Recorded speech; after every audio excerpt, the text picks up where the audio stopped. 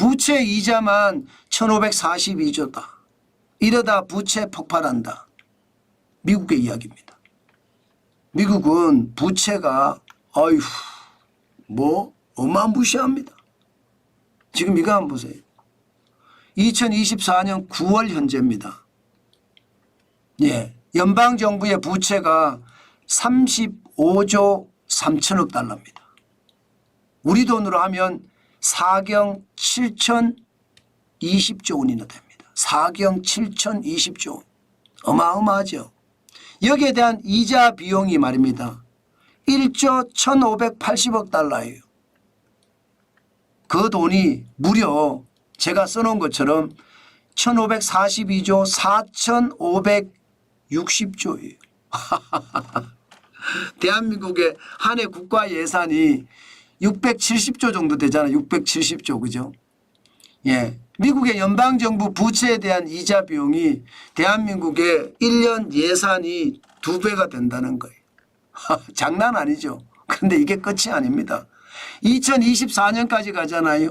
미국 의회 예산국에서 예산한 거예요.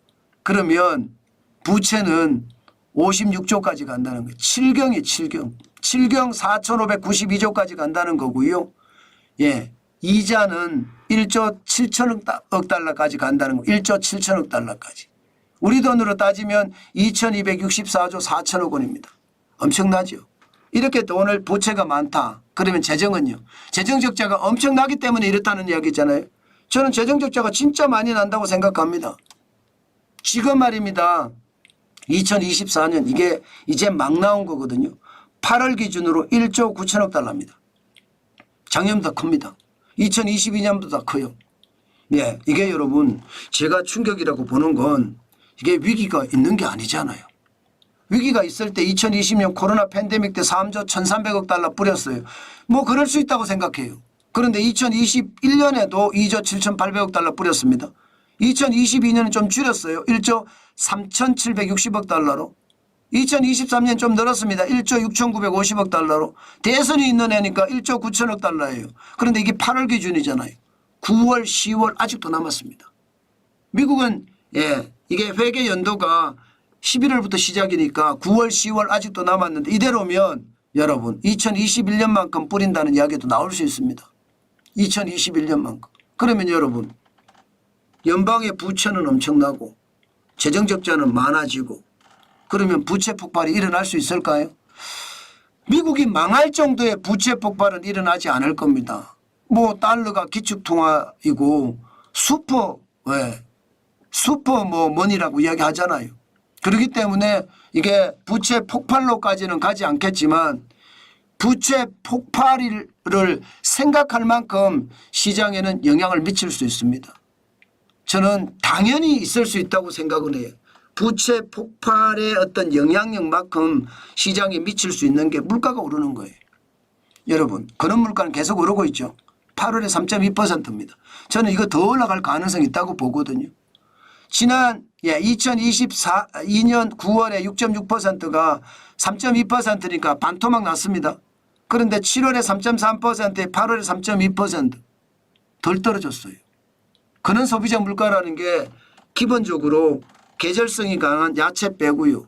일시성이 강한 유가 뺍니다. 나머지를 가지고 계산하는 건데 이게 3.2%니까 무섭죠. 그러면 성장이 뒤따라주면 되지 않느냐. 성장이 현재까지는 뒤따라줄 수 있습니다.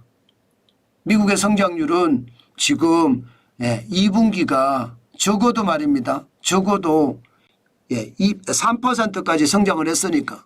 그런데 문제는 시장에서 뭐 많은 사람들이 미국의 부채 폭발의 위험이 있다 이렇게 이야기합니다. 그것도 말입니다.